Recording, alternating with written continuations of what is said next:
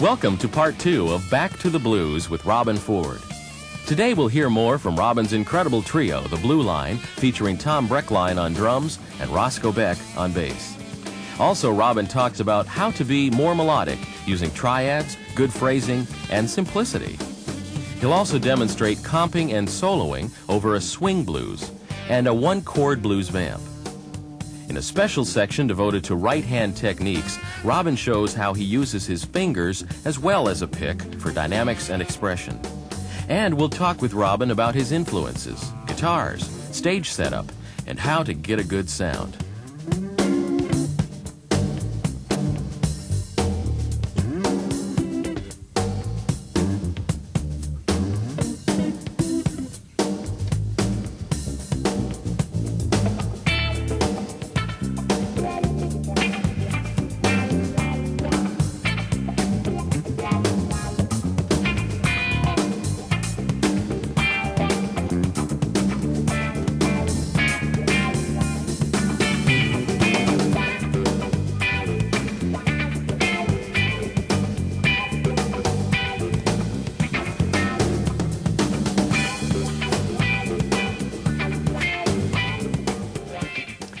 Okay, so this is my third video for REH.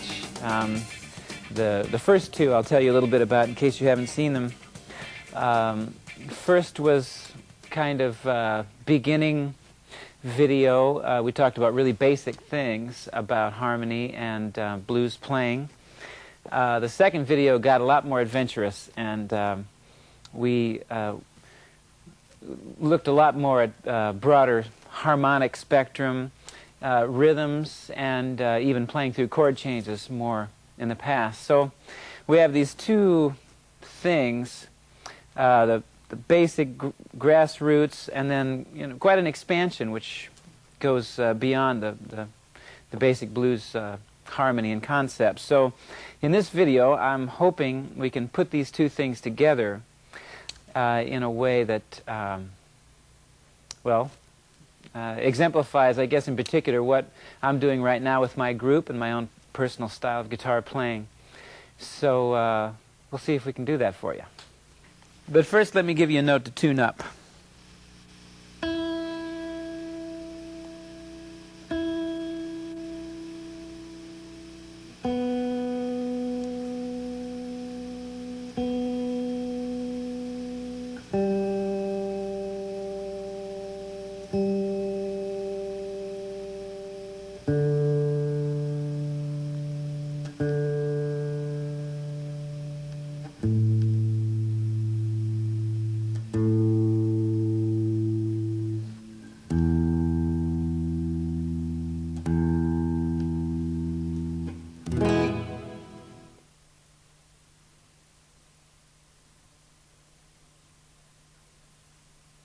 We're going to play a B-flat shuffle right now, and basically I'll keep it simple in the front and play real straight ahead blues guitar, and then as it develops, hopefully I'll be able to stretch it a little bit more and more and bring more of the altered chords into the playing. So here we go. 1, 2, 3.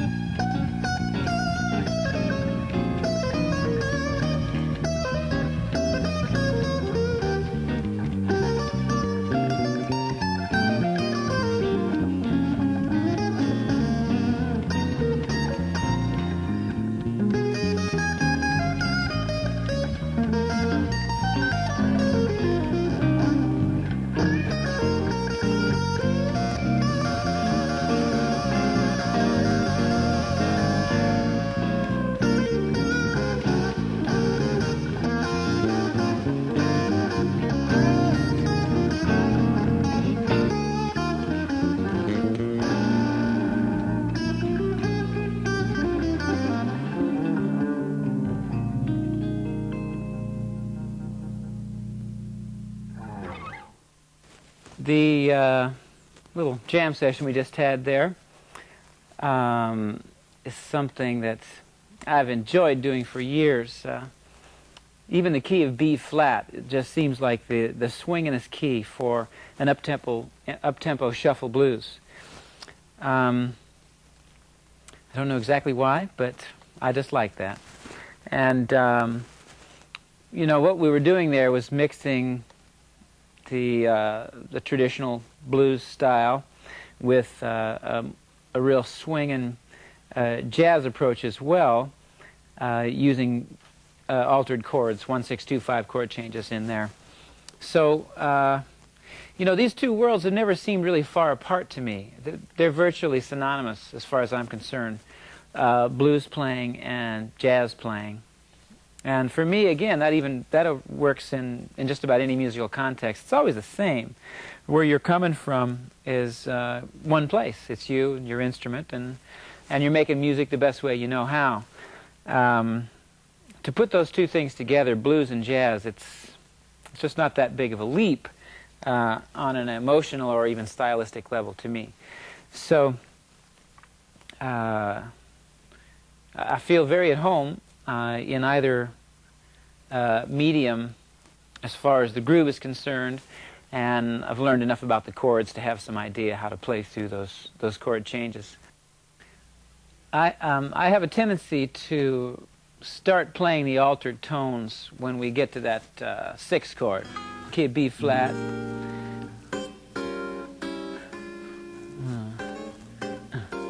I'll play pretty much straight ahead through all that. And now when we get here, on the 6th chord,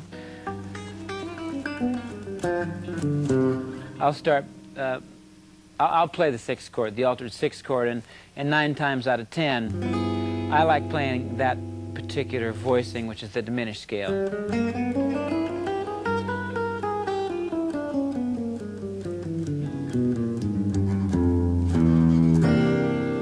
And you got your 2 chord, which could be either C minor or C7, C9, to the 5 chord. Perfect opportunity for a 2-5, you know.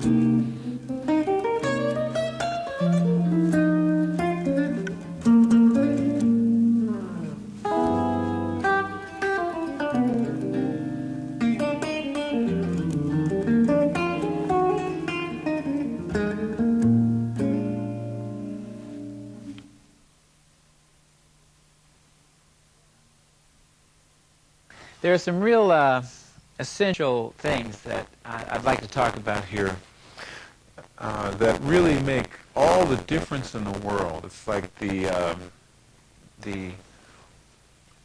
open secret aspects of music. It's like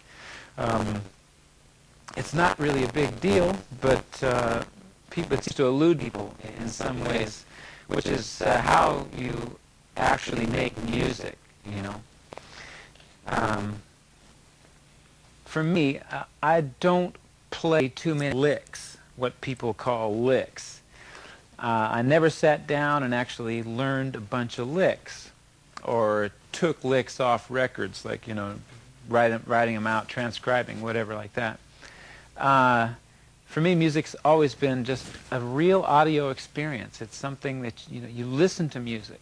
Music is something that comes into your ears from the air. It's created by other people, but it's intangible in itself, and that which inspires music also is intangible. It's the you know, the emotional aspect of it. Music, in its central aspect, is basically folk music. You know, it's music that comes from people's experiences. You know, people's joys, sadnesses, whatever, you know. The aspect of it being music, you have to really attach the technical aspects of playing or of music to, you know, your emotions. Music is just like language. Like, you learned how to speak by hearing and practicing all the time.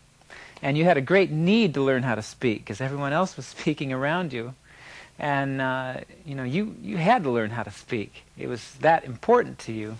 So I kind of see music as the same way. It comes from that kind of a need to communicate. Everybody gets very excited by people who are amazing wizards on an instrument. But it only goes so far, you know. And what's really important is that you're saying something as opposed to just playing something. So for me, I hear what I'm playing, it's as melody. It's not licks. There's a little bit of that in there, but one of the reasons I'm drawn more and more to the blues all the time is because it's such a vocal music, and the blues guitar players are playing the guitar from the same place that a blues singer is singing. It's identical. There's no difference. The medium is different, but the emotion, the intent, all of those things are the same. That's why blues guitar is kind of simple, because it's coming from a vocal place. You keep that and go out from there into more sophisticated music forms, jazz, classical music, and what ties those things together, the emotion and the sophistication of these you know, more complex musical forms or whatever, is melody. It's a song. So it's a singing thing, you know. It's the beauty of the melody, or I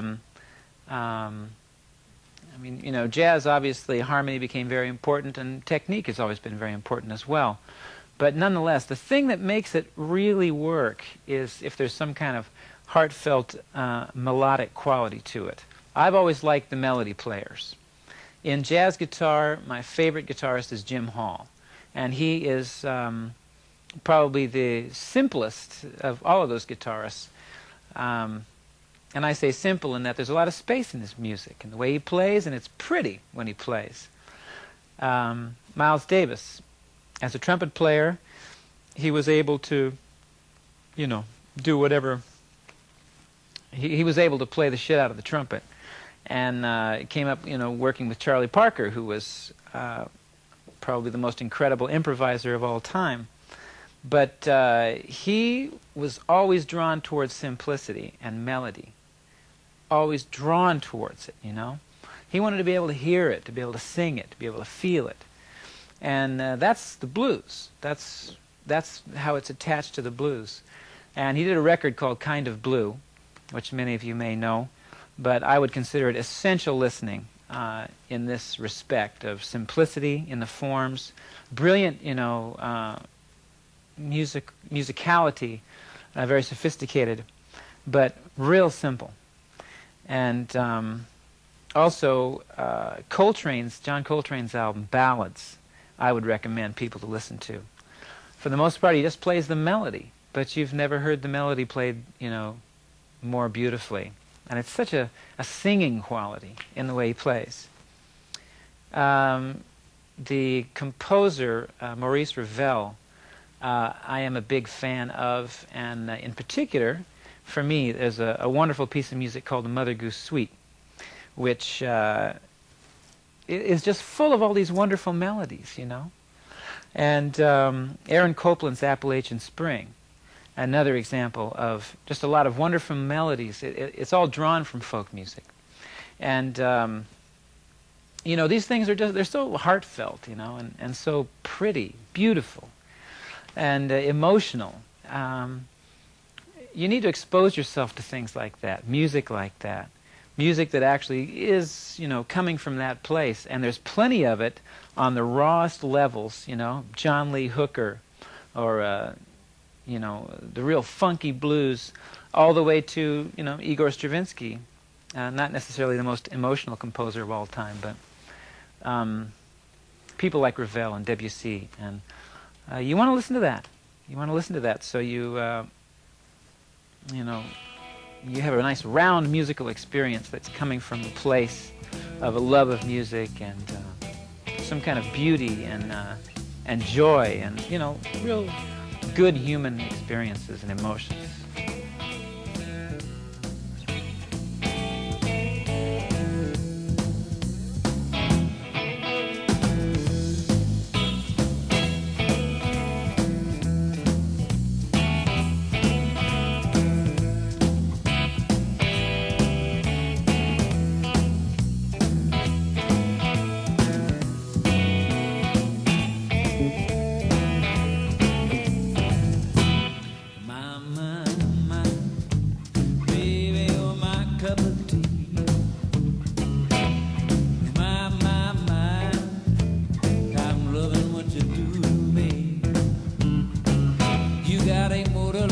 brand new car.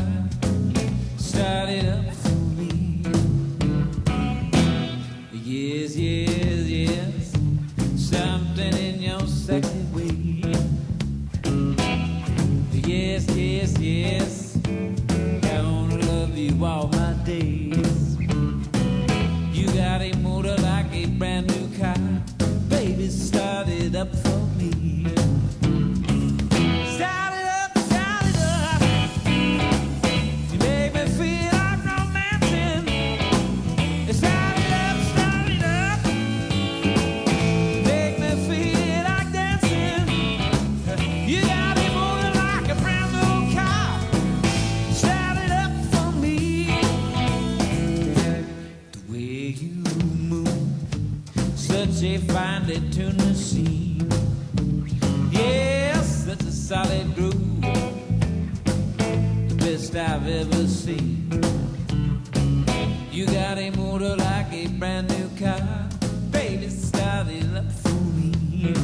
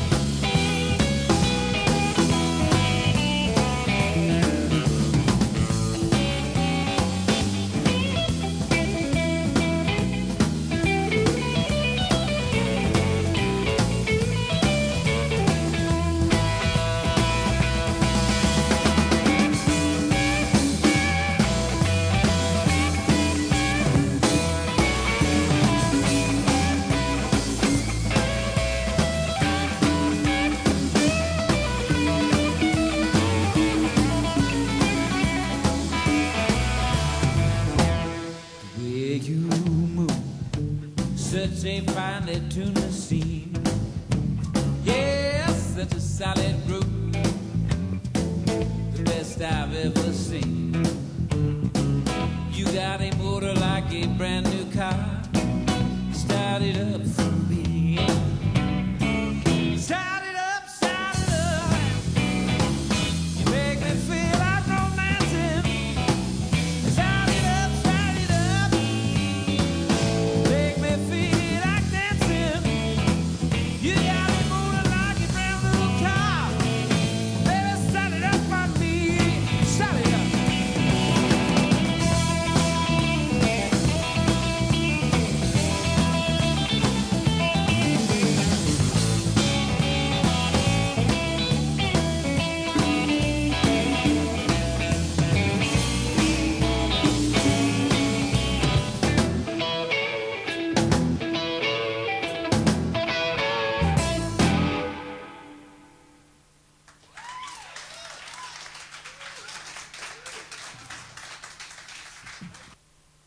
So let me show you some possibilities with basically a single seventh chord. We played this little rhythm thing in G. So I'll start from real simple ones to maybe a little bit more interesting ones, or harmonically interesting ones, shall we say. I mean, there's nothing wrong with a G7.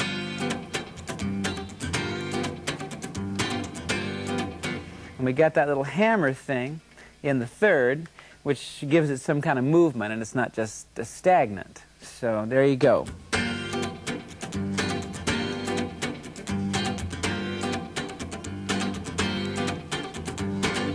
Now, if anybody tells you that's not cool music, they got a hole in their soul, you know what I mean?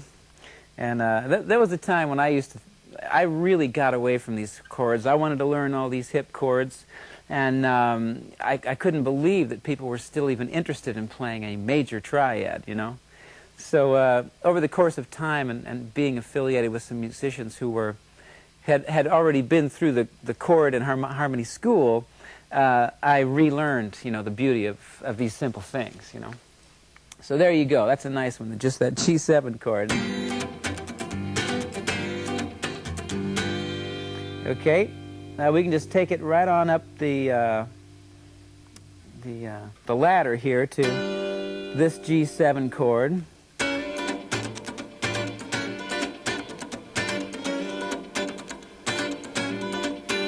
Okay, now that was first we had the tonic on top. Now we have the third on top. That's how the chord's built. Tonic, third, fifth.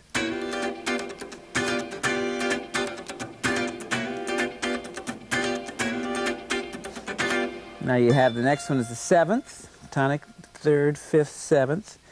This is a pretty funky voicing here, right?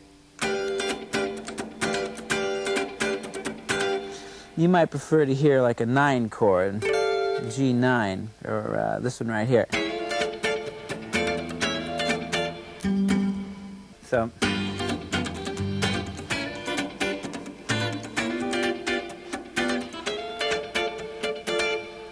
Okay. There's some simple, just 7th chord voicings. Okay, we could also play this 9 chord.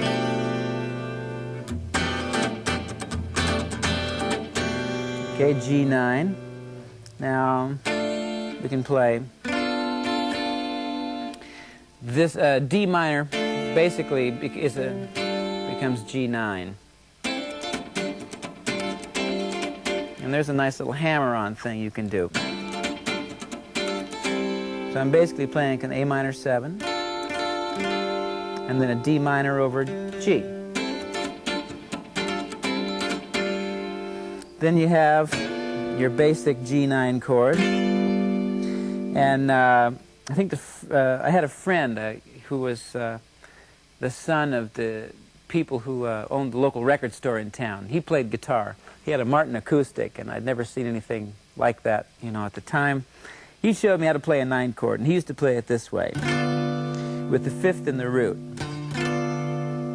Now, I never cared for that too much because I don't like doubling notes. There's just never seen any point. If you played the note once, I don't really want to hear it again, you know? So you can play that, but that's the way I played a 9 chord. And basically now I've narrowed it down to just those notes because I invariably am playing with a bass player, and he's got that. So he's already got that, and I don't need to play it. So there's a 9 chord. In fact, I usually play it this way because it enables me to get other places a little easier. That was a 9 chord there. There's a 9 chord there, G7. So you got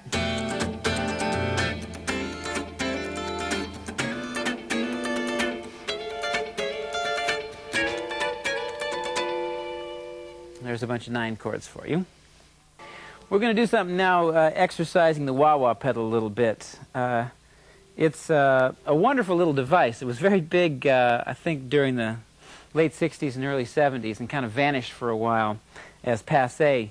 But it's a great thing if you're not into a lot of effects, particularly in your setup and everything. Wah-wah pedal is just a great little color that I've grown very fond of using once again. So we're going to just play this one chord jammeroonie here, and keep your eyes on the chordal work in particular, because I think that's the more interesting part of what we're going to do here. What I'm going to do here, anyway. What they do is always interesting. Ready? 1, 2, 3, 4.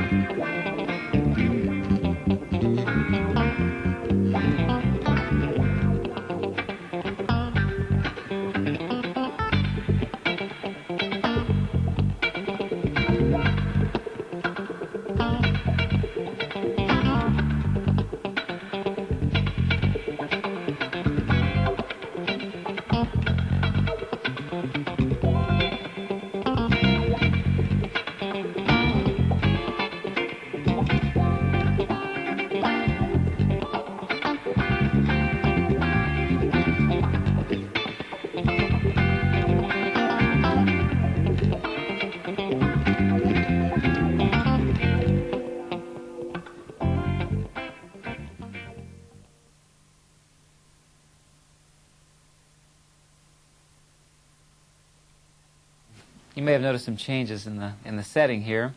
We're in Los Angeles, California right now, as opposed to Seattle.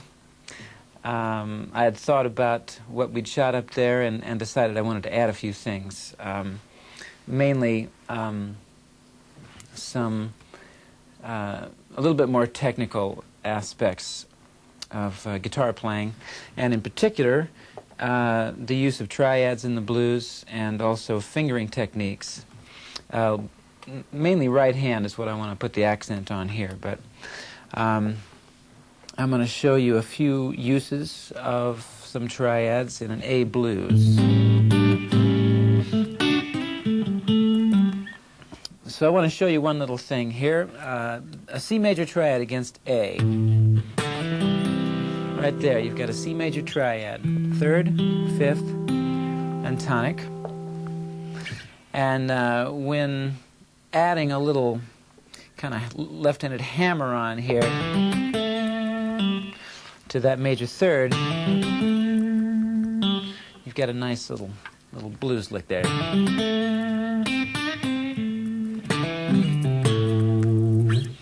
And putting on top of that an A minor triad.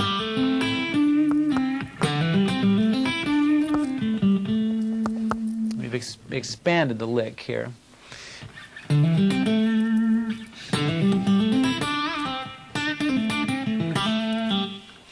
And again, bringing in the C major triad an octave above and played slightly differently.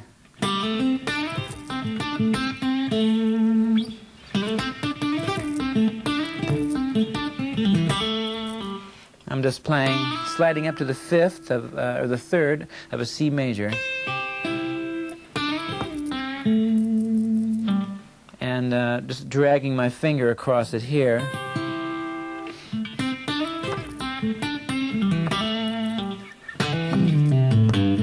And that's the same thing an octave down.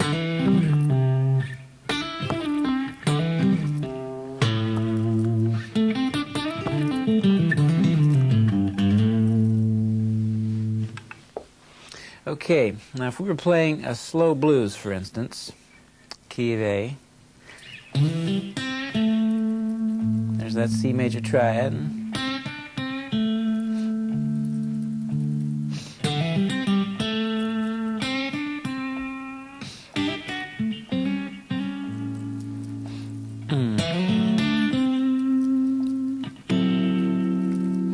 Okay, now right there, that was using the D major triad.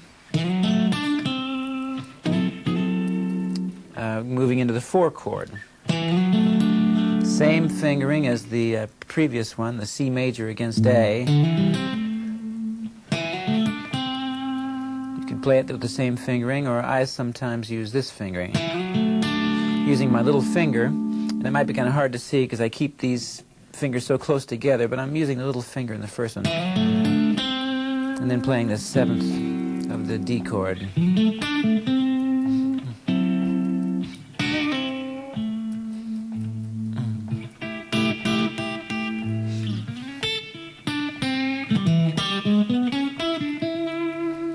Okay, now right there for the E, I just basically spelled an E chord. 3rd, 5th, the 6th, and then the tonic. So I'm basically playing an E major 6 there.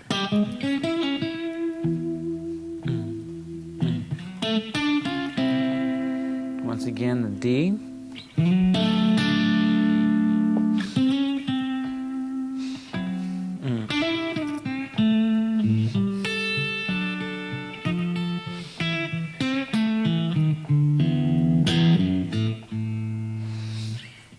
Okay, so that is a real, something I use a lot in my playing, especially the more time I have, for instance, in a slow blues, is just using the triad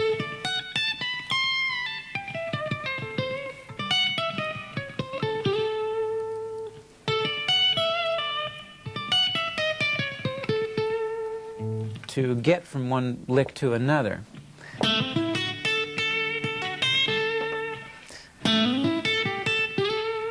So that's just playing an A major triad, right? And then playing the minor 3rd above it.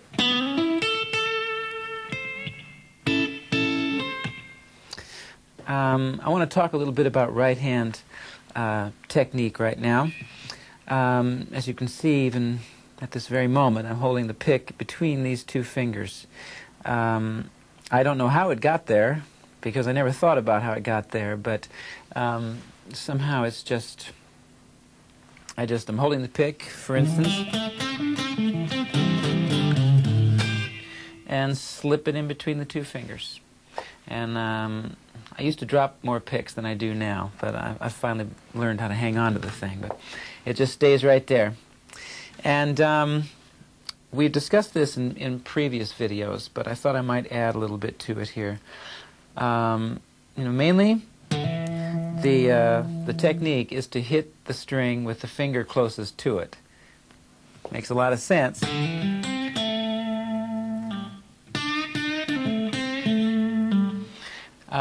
But I also find that my middle finger does a great deal of the single note work.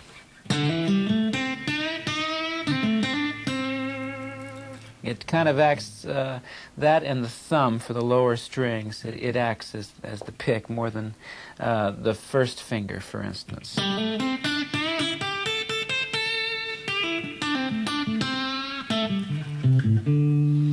And the thumb will come into play whenever, basically on the lower 3 strings for the most part.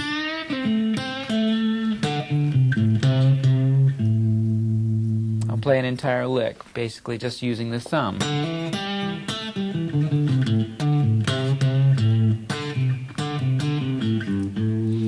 I've never been very good about using these two fingers together.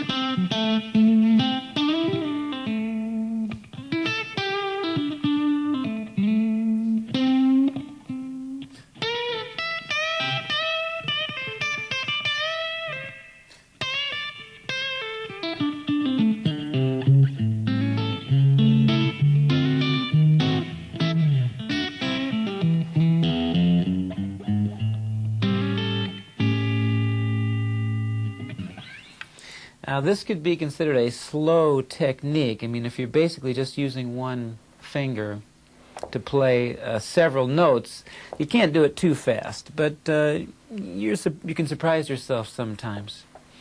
I'm not necessarily recommending that you play it this way either. This technique developed very sort of naturally for me, without a lot of thought, and just a lot of consistently putting my pick away and just playing. There'll never be any substitute for that, so you might discover your own techniques as well. So when I was showing you those triads in the beginning, to play that one right there, the right hand, the thumb pulls that low E there.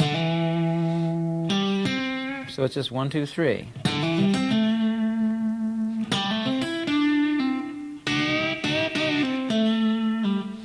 First and second fingers, always used for the double stops. And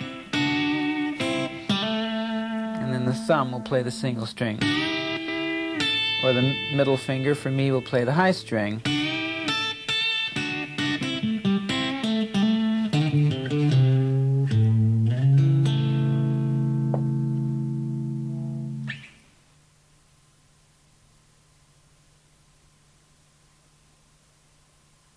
I'm going to talk a little bit about picking technique. There's a lot of different approaches to it. You know, downstrokes, upstrokes, pull-offs, which is avoiding using your pick for something.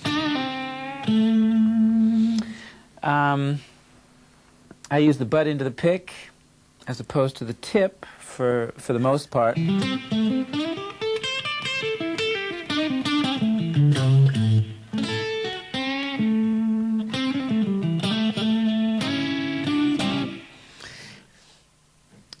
The pick for me acts very similarly to the thumb, basically when using both pick and fingers to play at the same time.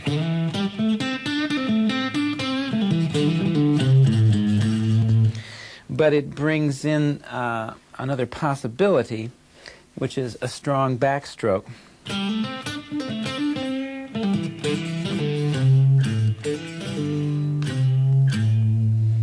Now, often I'll use the pick very deliberately using only downstrokes.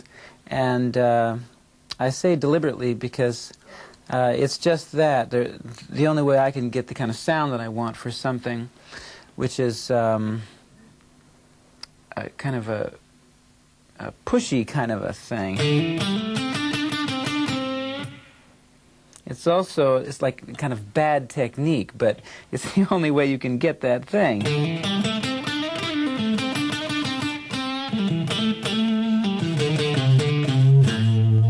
Now, if you play it very precisely, it doesn't have the same effect, you know. So this is what I like to think of as kind of using bad technique for good purposes.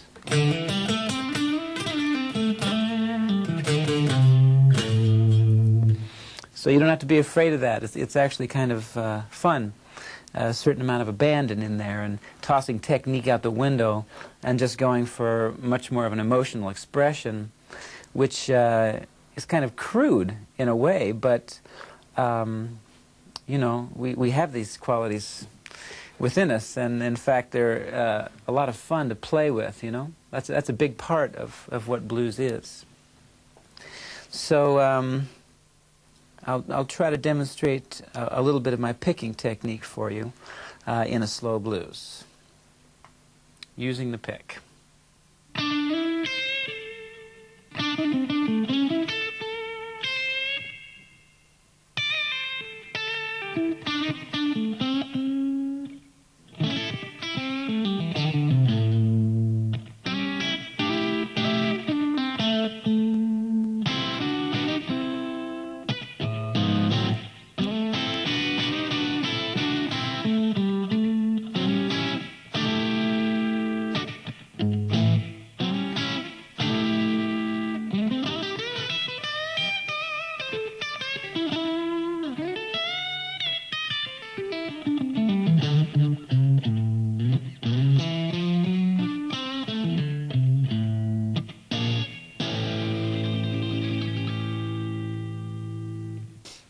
there are things that happen when you play if you actually let your emotions sort of carry you. Requires a certain amount of courage and going out on a limb, as opposed to having your technique all together per se. And a lot of it is just these little subtle little things, like for instance, the way you might play with the pick, and it's actually something that I think comes from experience. The more and more you play, and particularly the more and more you play in front of an audience, that's the way you're going to discover these things, because it's an emotional issue. It's not, or it's an object of feeling as opposed to a technique. It sounds different when you play with the pick. I'm kind of using the whole flat part of the pick here to get a little softer, lighter thing.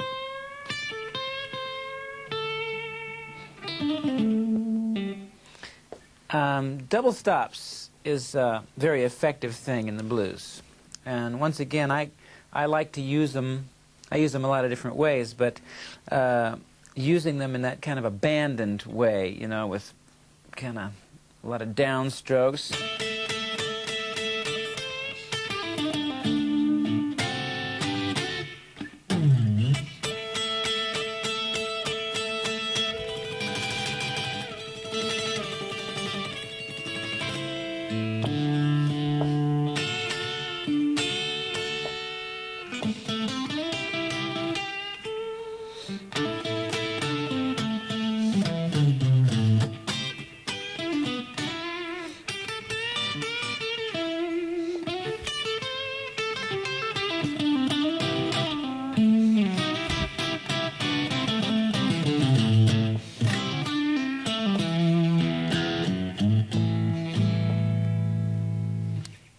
One of my favorites is what happens here. It's like, here's an A octave, right? A on the D string, A on the B string, and you've got this basically minor pentatonic with the flatted fifth included.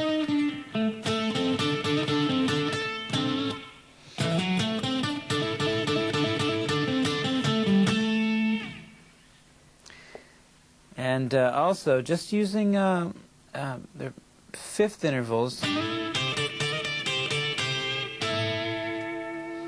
right? The fifth here, the tonic here, and then basically just moving them in the pentatonic scale.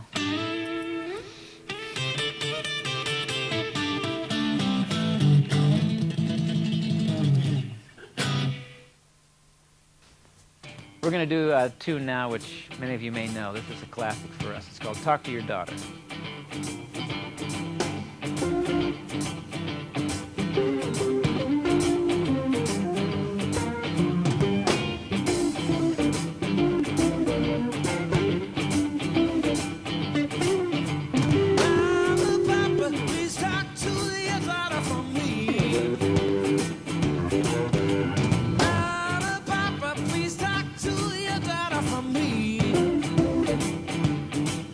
She made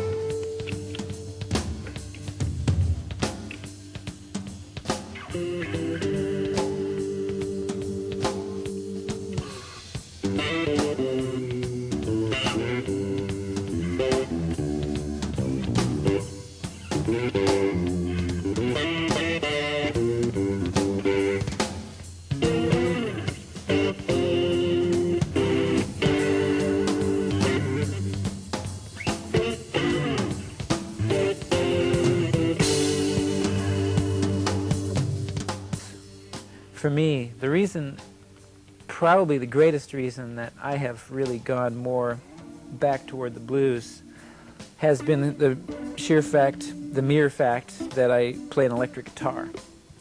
And the electric guitar has never fit into jazz for me. It's just, you know, like the great jazz guitarists, there have been many, you know. But I never went after it because I found that the sound was kind of monotonous.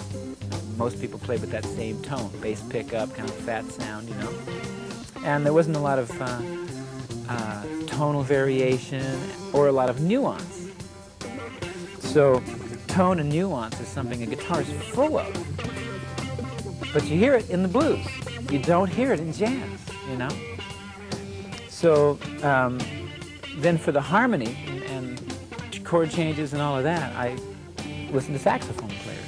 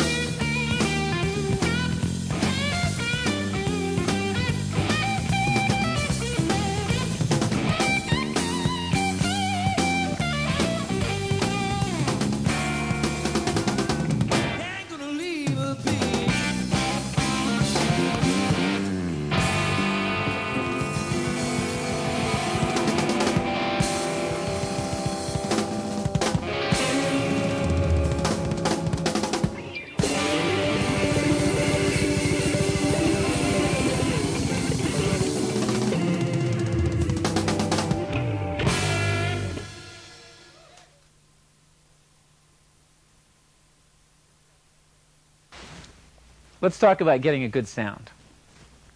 People have different predilections for instruments and amplifiers, and truly there is a lot of stuff out there that affects your sound, or can affect your sound, that you can use to create a sound. I'd like to stress that the most important aspect of your sound is going to be your concept of sound, which really boils down to what sounds good to you. what sounds good to you. And basically your body, meaning in particular your fingers, and how you touch the instrument, how you play the instrument. That's what sound is really about. So please don't forget that. And don't think that sound is out there somewhere, and if you plug in the right gizmos, you're going to get the sound you want, because that's not it. It really comes from inside.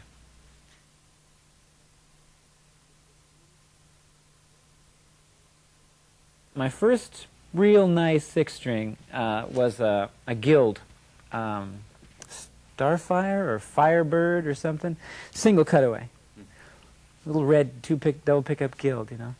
And I bought it because when I checked it out in the music store, it sounded like Mike Bloomfield to me. Sounded like his telly did on that first Butterfield record. I don't know why. But somehow it made it for me, you know. It was like, that's the sound, you know. So, and that was based on a telly, man. Come to think of it. And then, you know, of course, he went to the Les Paul pretty quickly thereafter, but, you know, I just seemed to be able to do whatever I needed to do out of this Guild, you know. And then when I got interested in jazz, which was later on, I mean, I got the an L5 when I was working with, I think, yeah, with Charlie Musselwhite. So I was like 19, and I bought an L5, and then about 2 years later with Jimmy Witherspoon, I traded it on a Super 400, and that was because I wanted to play jazz. I needed a jazz guitar, so I got that. Looks like a jazz guitar, and then I went to a 335 a little while later on, because I was living in up around San Francisco. I had to come to L.A. to do a gig, and I forgot to bring my guitar. So, shit, I needed a guitar. And I was playing with the L.A. Express, so you know, and Joni Mitchell, so I had some money, and I didn't really think about it too much, you know. I went downtown to buy a guitar, you know. We went into Guitar Center on Sunset Boulevard, and they had a 335 on the wall, and I said, that looks good. I checked it out. I said, okay, I'll take this. Well, this is Old Faithful. I've been playing this guitar since about 1983 or so, maybe 4. Yeah. And it was something that Dan Smith, who at the time I met him was with Yamaha, but we were talking about a guitar, you know, smaller body, 2, you know, double cutaway humbuckers. You know, he wanted to do something that married the Strat and a jazz guitar or a humbucking guitar, Gibson style. I mean, this guitar doesn't do that. That was their intention. I just wanted something, you know, that was smaller than a 335, because I just got tired of that big old thing. And I don't wear my guitar low. I like it kind of high. So between, you know, like, he went with it. He and John Carruthers designed this guitar for Fender. And here it is. I mean, this is it. I've changed the pickups. The pickups they made then were no good. Now they're good. They actually have good pickups in them. Is it hollow? Does it have some hollow? Little cavities. Solid, hollow, solid, little hollow there. And of course it's hollow here for that. People need to feel free about messing with their guitars, you know. Very important. I mean, I don't know how to do it myself, but I've, you know, found somebody that I like to do it for me when I need it. And, you know, pickups are easily changed these days. And, you know, people should experiment. If they don't dig their sound, they should experiment with it. I like a bigger bridge. That's a Nashville, Gibson Nashville bridge. That isn't what originally was on this guitar. I like it. Simple change to do.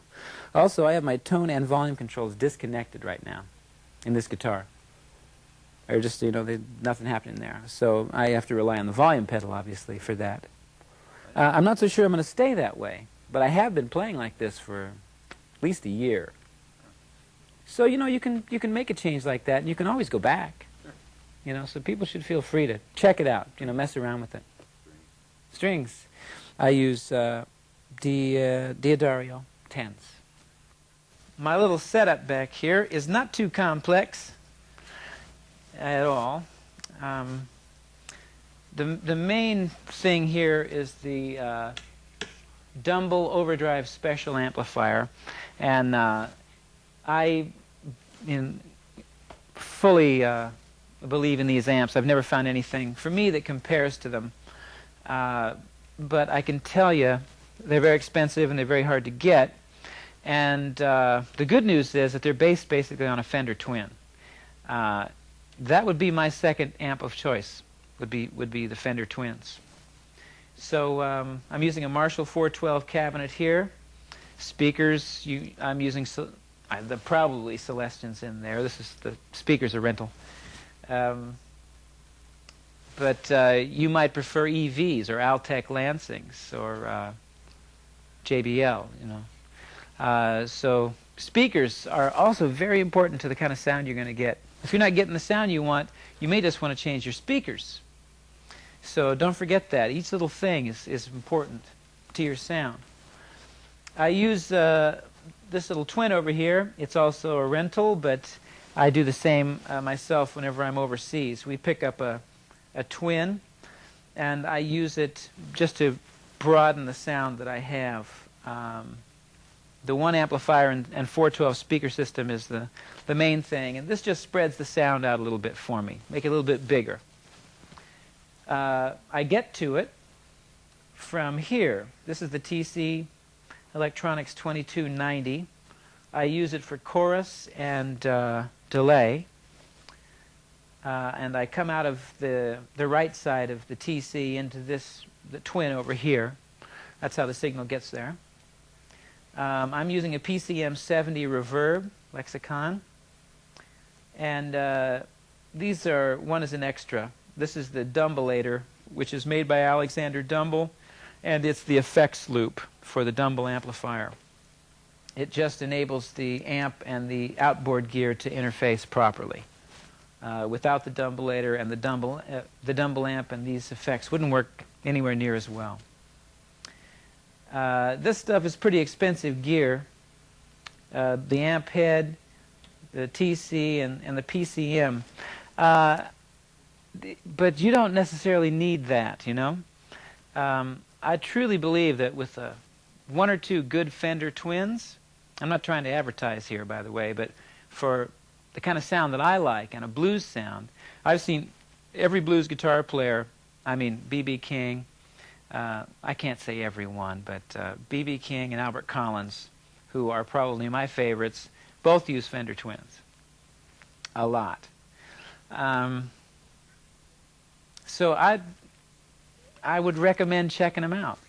And also the little TC Electronics stereo chorus, this little foot model, goes on the floor, is a good little chorus box. So you got a nice chorus in that, nice reverb and amps in the Twin reverbs. Beyond that, you might want a little delay, and that's basically all I use: reverb, a little chorusing, and a little delay. And I try to use them sparingly. And the Twins have an overdrive station in them, so that's what I have with the Dumble. It's got an overdrive station in it, and that's how I get my overdrive tone. Clean setting and then an overdrive. And beyond that, I use Ernie Ball volume pedal to control my volume level. And I use an old Crybaby wah-wah pedal. This next song is from the Robben Ford and the Blue Line album, our first solo album as a band. It's called You Cut Me to the Bone. Nobody knows when it all began. This kind of trouble between a woman and man. You know the nature of a love-ring pain. Tell me you never want to feel that way again. And I seem to be at the heart of all your problem. You cut me to the bone. Baby, you cut me to the bone. You know how to make a man feel love the way you cut me to the bone. You've gone a long way from loving me.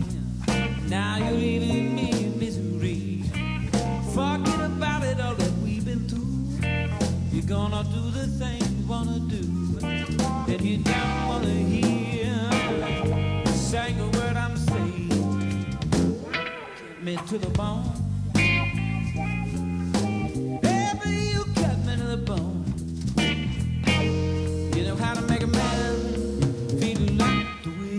me to the bone.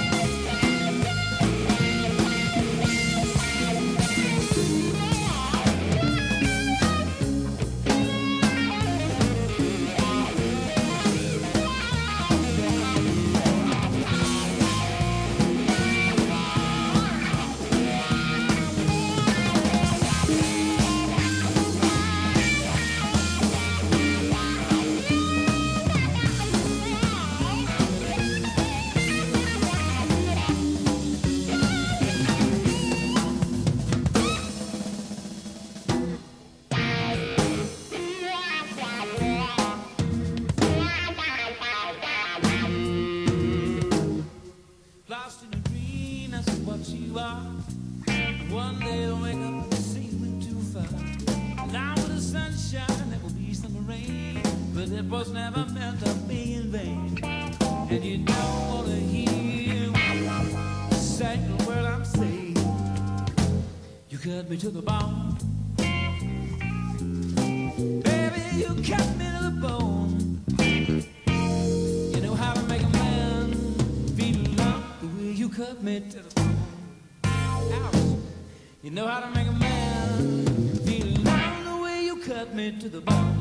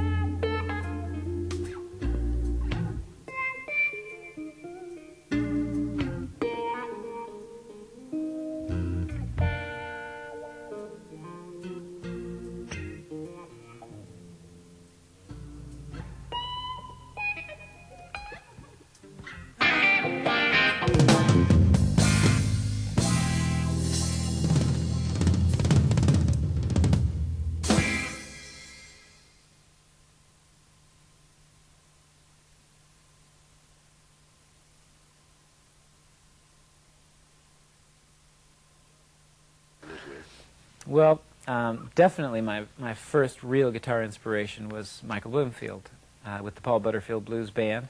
It was the first blues I ever heard in my life, really, that I went, was struck by this music. And it was the first real, especially at that time, guitar virtuoso that I ever heard. The guy was playing so much more than anybody else, and prior to that, all I'd ever heard was Keith Richards and George Harrison, not to belittle them, but this guy was playing the shit out of the guitar. So, bam, I got hooked at that moment. And I'd been noodling on the guitar, but I was still kind of playing saxophone and everything, and singing with my group. But once I heard that, it was just, like a world opened up for me, And I was... 2 hours north of San Francisco, and the whole scene was busting loose in San Francisco with all those San Francisco bands. I mean, the Grateful Dead, Big Brother and the Holding Company and all of those. But also Paul Butterfield was coming through town and might even have been living there. Mike Bloomfield started his band, the Electric Flag. Albert King, B.B. King, they were all playing there. And so I used to go see him play, you know. B.B. King was a revelation, absolutely. He was like the second revelation. First it was Mike Bloomfield. Then I saw B.B. King live because I went to see the Electric Flag, which was Mike Bloomfield's band. And B.B. King opened the show. I don't remember if he opened it or closed it, but he came out there, and I had no idea what I was going to hear, and it was B.B. King. He may as well have been at the Apollo Theater. I mean, he's given. And, you know, how old was he at the time? He was maybe 35, maybe 35, something like that. So he's in his prime. And it was just amazing, man. He was just so much heart and soul and sounding great, and his band's cooking. We were dying, you know. My brothers and I was just like, this is it. I've died and gone to heaven, man, you know. And so, of course, we got the first B.B. King record we could get our hands on, which was live at the Apollo. And it sounded just like it. It sounded just like when we saw him, man. And so then Albert King, you know. And, of course, Eric Clapton I'd heard with John Mayall and the Blues Breakers.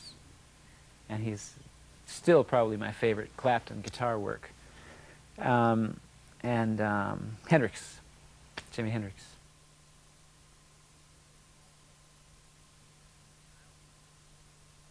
I always like to say that everything you ever about Miles Davis was true. And that kind of says it all for me in a nutshell. The thing about the guy, he's tremendously challenged both upon a musical, and he's always challenging you to be there fully. Can you hang in this situation? And I figured that out real quick, because it's so intimidating, you know. I mean, like, he'd come, you know, walking towards you with his little trumpet, you know, and he's a very dark person, and he wears shades like this and all these wild clothes, you know. He looked like Darth Vader or something, you know. It's like the Force is coming at you.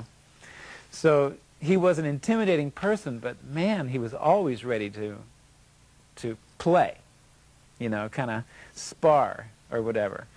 So I figured it out quick, because otherwise, you know, it's sink or swim.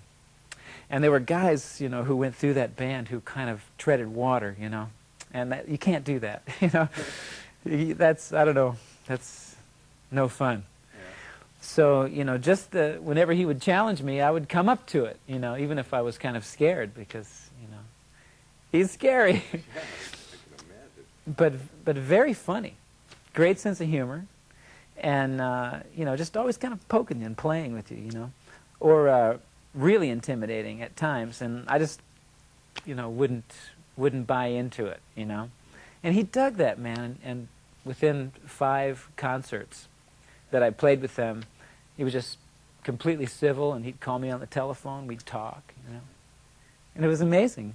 Suddenly it's Miles Davis, and you were talking on the phone, you know. Well, when the very first show that I played with him, I felt like he probably wanted to hear Mike Stern or John Scofield, you know. So I was really trying to play a lot of notes and really going for a lot of harmonic adventure. And basically I wound up tied in knots and feeling really uptight, because I wasn't just doing my thing, you know. So, and that quick, I mean, it was like I knew the next day, it's like, just be yourself or you're not going to make it here, you know. So I just went out and I just did my thing. I played with my fingers, played a lot of blues, you know.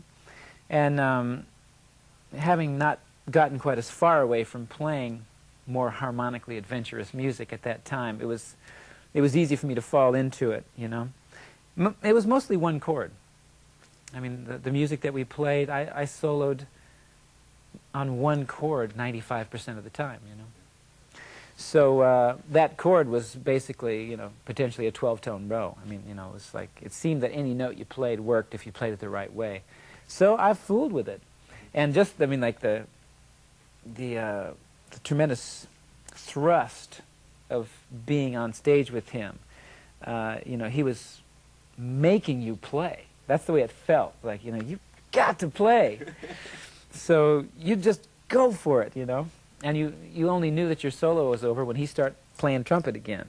Then you stop, you know. So in a sense, it was kind of difficult to actually build anything from the ground up, because you always felt like, I've got to be playing my ass off right now, you know.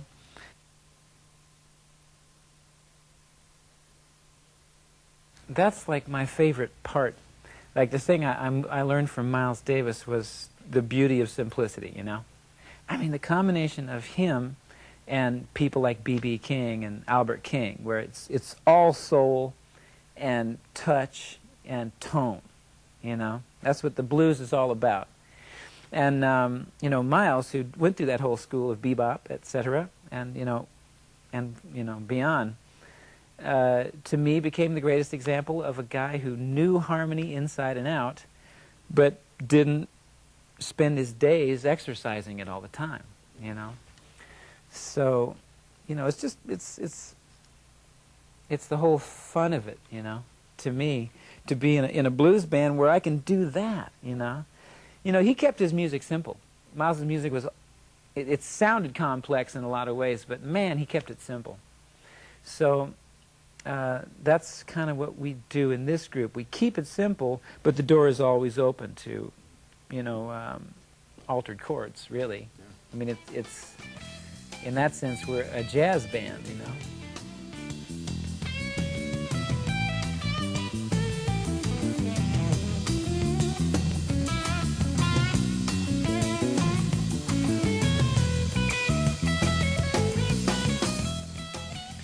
So once again, I want to say thank you, in particular to Roger Hutchinson and CPP Belwin for making this video happen, and my good friend Don Mock, who is always completely invaluable in making these things. I hope that I've given you something a little newer, a little fresher here. You know, once again, we'd just like to encourage you to get into the basics of music, you know? Get into the real fundamental things about music, which for me boils down to the blues. Because that's where all the other music that ever came out of America came from, aside from the obvious European influences of classical music. Not to worry too much about having really expensive gear, and think more about how you're playing it, and how you're hearing it, and what it is that you want to say. So remember, it's music we're talking about, and not just technique, chops, whatever you want to call it. So good luck, and I'm sure we'll see each other again.